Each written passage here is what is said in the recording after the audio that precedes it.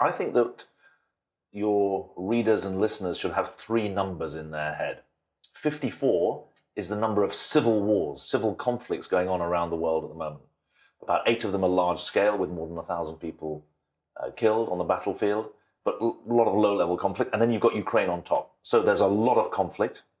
That's leading to the fact that we've now got a second number I want them to remember, 100 million. That's the number of people displaced from their homes by conflict and disaster because of the conflict and climate mix. 55 million people displaced internally within their own countries. You know that from the Syrian example.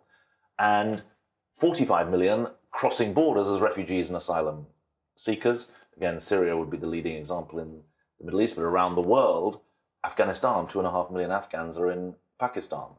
Rohingya, 1 million driven into Bangladesh. So there's 45 million refugees. And the third number, almost the most chilling, 345 million people tonight will go to bed hungry.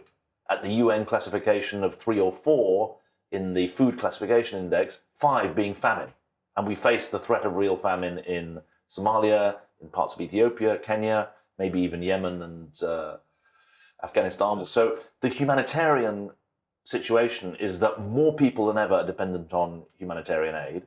More people than ever are being driven from their homes as refugees. More conflicts are continuing for long duration, which explains why refugees are out of their own homes for 5, 10, 15, 20 years. And that is what is creating this humanitarian hiatus at a time when global politics is in a mess. There's gridlock in all sorts of international institutions.